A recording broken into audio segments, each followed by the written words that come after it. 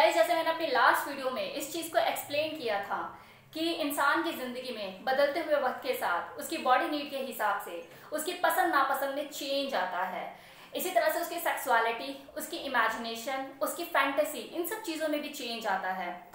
तो ऐसे बहुत सारे लोग हैं जो इस लाइफस्टाइल कल्चर को एक लंबे अरसे से, किसी को 4 साल हो गए हैं, किसी को 6 साल हो गए हैं, किसी को 8 साल, किसी को 10 या 12 साल भी हो गए हैं, वो लोग इस कल्चर को हैप्पीली इंजॉय कर रहे हैं, एक मस्त लाइफ जी रहे हैं। लेकिन ऐसे भी बहुत से लोग हैं जो कि अब इस लाइफस्टाइल कल्चर से एग्जिट पाना चाहते हैं, वो इस कल्चर से निकलना चाहते हैं। स्पेशली वो लोग, मैं उन लोगों की बात कर रही हूँ, वो हस्बैंड जो कि कपल्ड फैंटेसी रखते हैं और वो इस फैंटेसी से अब ऊब चुके हैं, वो निकलना चाहते हैं।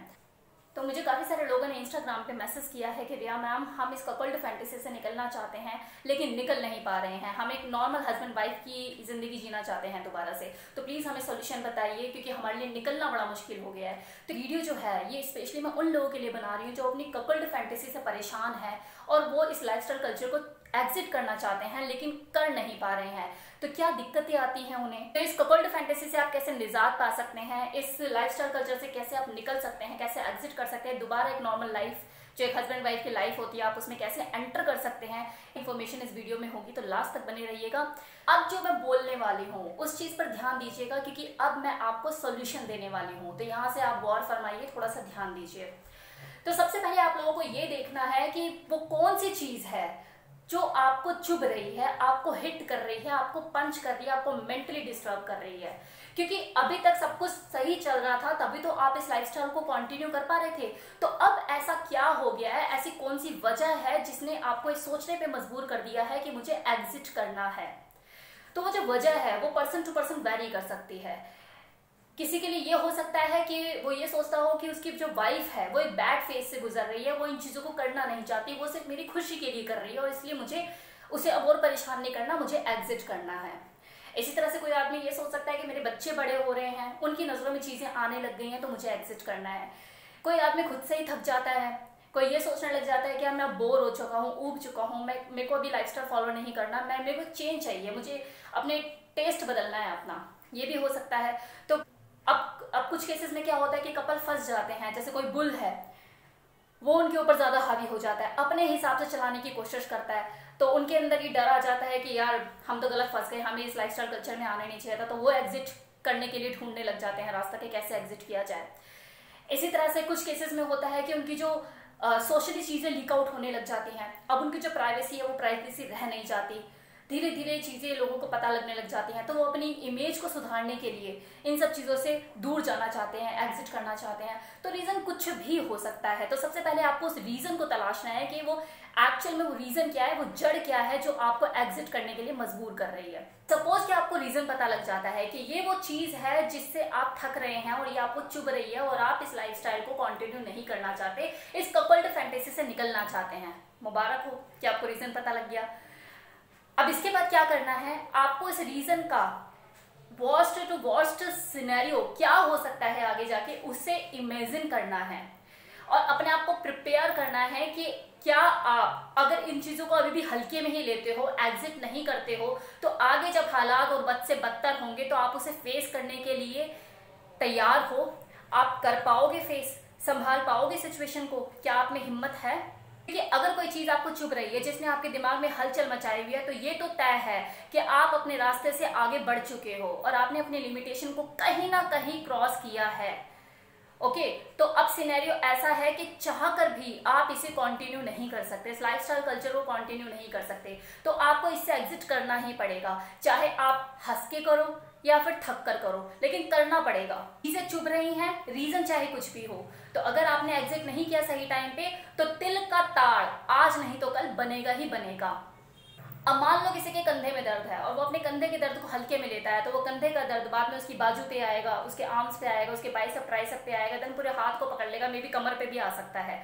तो सेम चीज यहाँ भी है कि अभी तो चीजें सिर्फ आपको चुभ रही हैं और आप हल्के में लेते चले गए और एग्जिट नहीं किया और बस ये सोचते रहे कि यार कर लेंगे एग्जिट, तब कर लेंगे और अब कर लेंगे, तो उसके बाद जब वो सिवियर कंडीशन पकड़ना शुरू करेगा तो इससे उसके इफेक्ट क्या हो सकते हैं, किन किन चीजों पे इफेक्ट करेगा आपकी सोसाइटी में पता लग सकता है, आपके पड़ोसी जान सकते हैं, आपके ऑफिस में बात फैल सकती है, आपके रिलेटिव्स को पता लग सकता है, आपके बच्चों को पता लग सकता है, आपके पेरेंट्स को पता लग सकता है। कहते हैं वर्स्ट सिचुएशन को इमेजिन करना और उन चीज़ों से डरना और एग्जिट करना। तो आपका जो भी रीज़न है जिसकी वजह से आपको दिक्कत आ रही है, उसका वर्स्ट सिनेरियो इमेजिन करना शुरू कीजिए।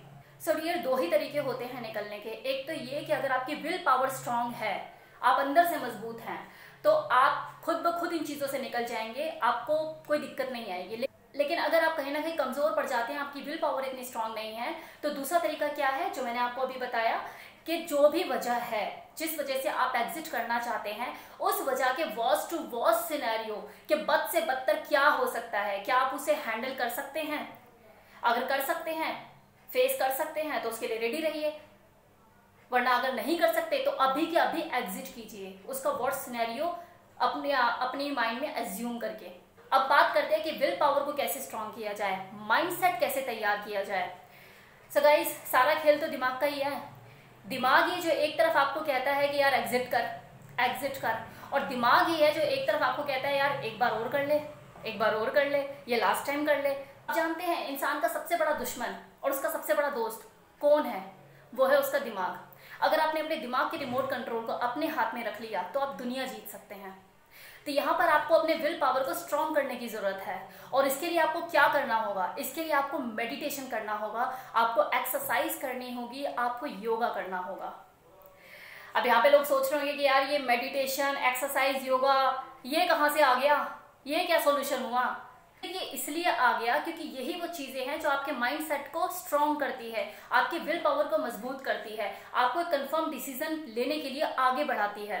क्योंकि आप माइंड से ही तो थके हुए हो, आप डिसीजन ले चुके हो कि आपको एग्जिट करना है, लेकिन तब भी आप एग्जिट नहीं कर पा रहे। तो प्रॉब्लम कहाँ है? प्रॉब्लम आपकी सोच में है, आपके दिमाग में है। ये दिमाग ही तो है आपका, आप दिमाग से तो मजबूर हो, क्योंकि वो आपको डिसीजन लेने के बावजूद भी आपको कमजोर कर देता है और बोलता है कि यार एक बार और कर ले, यार चल लास्ट टाइम कर ले।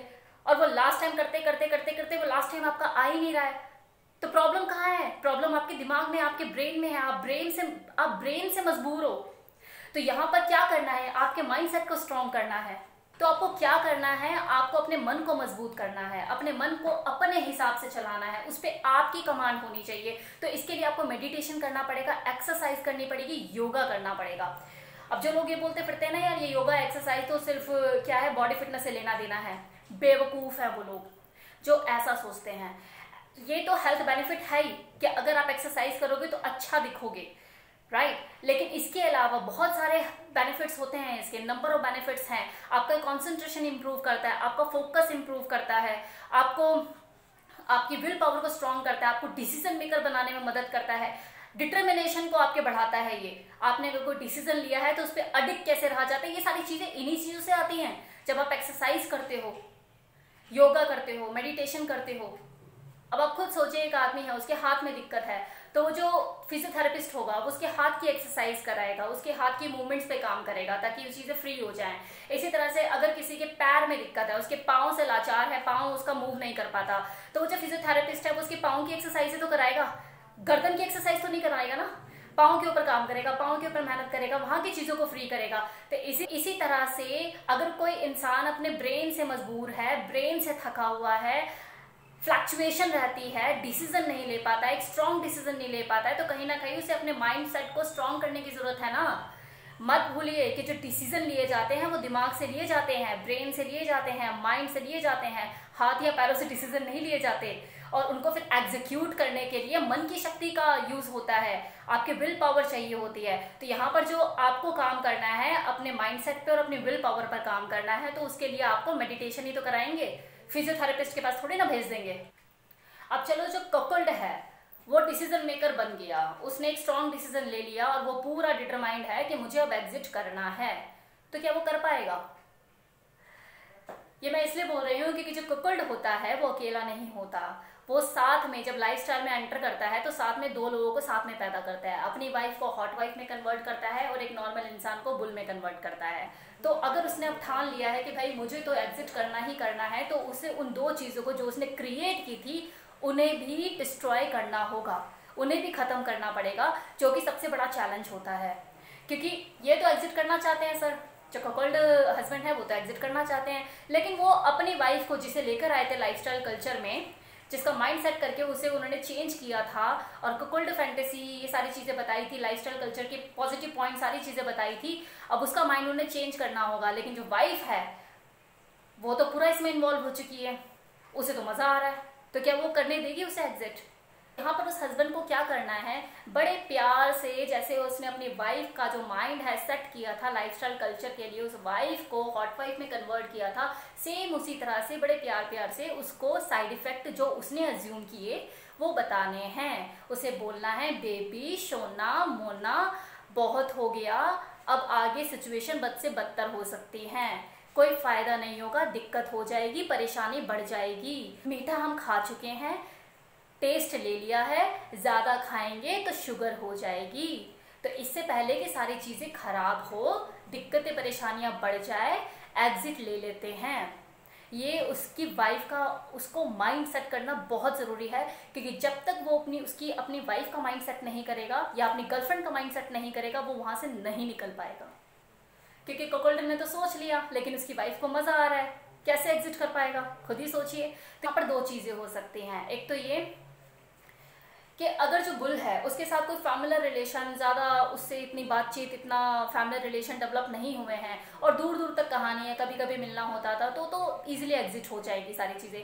लेकिन अगर बुल को आपने कुछ ज़्यादा ही अपने पर्सनल रिलेशन में घुसा लिया है, कुछ ज़्यादा ही उसका आना जाना है आपके फैमिली में या किसी फंक्शंस में या कहीं भी आप उसे बुलाते हो, सोशल गैदरिंग में भी वो इन्वॉल्व होता है, तो वहाँ थोड़ा सा क्या होगा, आपको बुल को बिठाकर समझाना होगा। तो यहाँ पर कुकोल्ड को क्या करना है, पहले अपनी जड़ें काटनी है, अपनी वाइफ की जड़ें दिमाग की काटनी है, और जो बुल है फिर बाद में उसकी जो दिमाग की जड़ें हैं वो काटनी है। उसे बैठकर प्यार से समझाना है कि भाई देख, मैं इन चीज़ों को अब कंटिन्यू नहीं कर पाऊंगा, मुझे दिक्कतें हो रही हैं, मैं एक बैड फेज से गुजर रहा हूँ, चीज़ें हाथ से निकलती जा रही हैं, अभी टाइम है तो मैं संभल लूँगा, वरना बाद में बहुत दिक्कतें हो जाएंगी। तो अगर तू सही में हमारा अच्छा दोस्त है और अगर सही में तू हमारी खुशी चाहता है और चाहता है कि हम अपनी लाइफ को एक अच्छे तरीके से जिएँ, तो आज के बाद मत आइयो, मैं फ़ोन भी करता हूँ, बाई चांस अगर मेरी तरफ से फ़ोन आए तेरे को आने के लिए तो भी मत आइयो।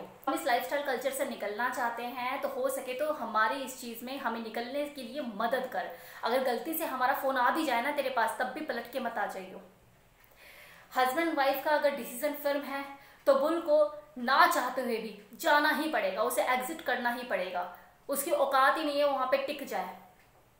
अब ऐसा तो है नहीं ना कि वो जो बुल है वो आपके मना करने पर भी आपके घर का दरवाज़ा तोड़कर घुस जाएगा, तो उसे एग्जिट करना ही पड़ेगा। चलो, बुल को उसका रास्ता दिखा दिया, वाइफ का माइंड सेट कर दिया, खुद का माइंड भी कंट्रोल कर लिया, लेकिन कब तक? कब तक? ये लतें इतनी जल्दी छूटती नहीं है। आप तो खुद भी शराबी बने, आपने अपनी वाइफ को भी शराबी बना दिया, और वो भी ऐसा कि उसे नशा है भी तो लाइफस्टाइल का नशा है जी, इतनी जल्दी नहीं जाता है। तो यहाँ पर आपको क्या करना है, यहाँ पर आपको अपने विल पावर को तो स्ट्रॉन्ग करना ही करना है, लेकिन अपनी वाइफ की विल पावर को भी स्ट्रॉन्ग करना है। भटक सकती है, बिल्कुल भटक सकती है, क्योंकि बीज तो आपने ही बोया था ना, जड़ से काटोगे भी तो आप ही ना, राइट? जैसे होता है ना, आप शुरू शुरू में शराब पीना छोड़ते हो, अचानक से शराब का पैक या कहीं आप गए तो मिल गया, तो एक बार तलब लग जाती है, यार एक बार कर लेता हूँ, तो ये चीज़ होती है। तो ये दोबारा से चीज़ें जिंदा हो सकती हैं। उसके लिए आपको क्या करना होगा, अपनी विल पावर को स्ट्रॉन्ग करना होगा, अपनी बीवी की विल पावर को भी स्ट्रॉन्ग करना होगा, क्योंकि एक शराबी हो सकता है अपनी लत छोड़ दे, लेकिन दूसरे की कैसे छुड़वाए, तो आपको ऑब्स्टेकल क्रिएट करने होंगे। तो यहाँ पर आपको कंडीशंस क्रिएट करनी होगी। चीज़ें तभी होती हैं जब घर में 3 लोग होते हैं, हस्बैंड, वाइफ और वो। माँ बाप कहाँ हैं? फैमिली में कोई तो होगा, गाँव में रहते हैं, बुला लो घर पे। कहने का मतलब ये है, हर्डल्स क्रिएट कीजिए, कंडीशंस लगाइए। तो आपको क्या करना है, अपनी बीवी की विल पावर को स्ट्रॉन्ग करने के लिए, उसको काबू में करने के लिए आपको हर्डल्स क्रिएट करनी है, ऑब्स्टेकल लगाने हैं। दिख रहा है माँ बाप के जाने का टाइम आ गया, भतीजा भतीजी इनको बुला लो, सोशल गैदरिंग करो, अपने आप को घिरे हुए रखो लोगों से। सिगरेट के डिब्बे पे एक बड़ा बड़ा लिखा होता है, smoking is injurious to health. क्यों लिखा होता है, कभी सोचा है? तंबाकू के पैकेट पे एक गंदा सा जबड़ा चिपका हुआ होता है, पिक्चर चिपकी होती है गंदे से जबड़े की, क्यों चिपकी होती है, कभी सोचा है? डिटर्मिनेशन के लिए। वो लोग जिन्हें तंबाकू खाने की आदत है, जिन्हें सिगरेट की पीने की आदत है और उन्होंने त्यागी हुई है कुछ टाइम से, वो नहीं पीना चाहते और अचानक से उन्हें तलब लगे और वो सिगरेट की तरफ बढ़े, तो वो इसे पढ़ के कि स्मोकिंग यूज्ड टू हेल्प, ये चीज़ें उनका दृढ़ निश्चय जो है उसे स्ट्रॉन्ग करने में मदद करे। इसी तरह से जिस इंसान को फैट टू फिट होना होता है, उसे एक फिट बॉडी चाहिए होती है, तो वो क्या करता है, वो उसी तरह की जो उसकी इंस्पिरेशन है उसी का ही वॉलपेपर अपने फ़ोन पे लगाएगा, अपने घर में उसी तरह की पिक्चर लगाएगा कि मुझे इस तरह के एब्स, इस तरह की बॉडी चाहिए। ये क्या होता है? ये अपने विल पावर को स्ट्रॉन्ग करने की चीज़ें ही तो हैं, डिटर्मिनेशन ही तो है। तो कहने का मतलब ये है कि जो चीज़ें आपकी विल पावर को स्ट्रॉन्ग करती हैं, वो ऑब्जेक्ट्स और प्रॉप से आपको अपने सराउंडिंग में एक माहौल तैयार करना पड़ेगा। फॉर एग्जाम्पल, आपको अपने बच्चे से डर है, एग्जाम्पल दे रही हूँ, आपको अगर अपने बच्चे से डर है, आपको ये है कि यार मेरे बच्चे को कहीं ना पता लग जाए, एक बार तो उसने अलर्ट दे ही दिया है मुझे, लेकिन अब बस मुझे अपने बच्चों की खातिर ही इन चीज़ों से निकलना है, तो ऐसे में आप अपने बच्चे का जो पिक है, जो फोटो है, उसको वॉलपेपर पे लगाइए अपने फ़ोन के। तो जिससे क्या होगा, लोगों को तो ये रहेगा यार अपने बेटे से बड़ा प्यार करता है, अपनी बेटी से बहुत प्यार करता है, लेकिन ये आप जानते होंगे कि यार इसी से तो मुझे डरना है। तो जब भी आप उस बुल को फ़ोन करने के लिए फ़ोन लगाएंगे, या जब भी आपका मन भटकेगा और आप किसी को फ़ोन लगाओगे, तो आपको क्या होगा, जैसे आप फ़ोन लगाने बैठोगे तो आपको अपने बेटे की फ़ोटो नज़र आएगी, जो आपको ये चीज़ दिमाग में डालेगी कि यार नहीं करना है, एग्जिट कर चुका हूँ तो मतलब कर चुका हूँ कम्प्लीटली। तो इस तरह की प्रॉप्स, इस तरह के ऑब्जेक्ट्स आप ढूंढिए, क्या चीज़ आपको स्ट्रॉन्ग करने के लिए मदद करेगी। फिर जहाँ भी आप डगमगाते हैं वहीं पर ही आप अपने लिए हर्डल क्रिएट कीजिए, ये चीज़ें आपको इसमें से निकलने में मदद करेगी। एक्सीडेंटल जोन हर जगह नहीं लिखा होता, वहीं पे लिखा होता है जहाँ पे एक्सीडेंट होने की संभावनाएं ज़्यादा होती हैं। रोड वहीं पे ही ब्लॉक किए जाते हैं, स्पीड ब्रेकर वहीं पे लगाए जाते हैं।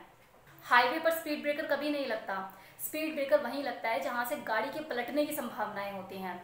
तो अपनी ज़िंदगी में वो टर्निंग पॉइंट देखिए कि जहाँ से आपको लगता है कि आप यू टर्न ले सकते हैं, वहीं पे स्पीड ब्रेकर लगाइए। पता लग रहा है आप तो एग्जिट एग्जिट एग्जिट एग्जिट के नाम पे आगे निकले जा रहे हैं और कब यू टर्न आया और आप दोबारा एंटर हो गए आपको पता भी नहीं लगा, तो स्पीड ब्रेकर वहीं लगाइए, ब्लॉकर्स वहीं लगाइए।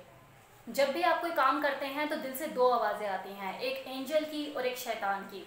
एंजल हमेशा आपको सही एडवाइस देगा कि आपको ये काम करना चाहिए और ये नहीं करना चाहिए, लेकिन वही जो शैतान होगा आपके मन का, वो आपको हमेशा उस काम को करने के लिए प्रेरित करेगा जिसमें आपका नुकसान है। तो ये आपको डिसाइड करना है कि आपको एंजल की तरफ जाना है या शैतान की तरफ जाना है। जाहिर सी बात है, ये तो इतनी बुद्धि सब में होती है कि उसे जाना किस तरफ है।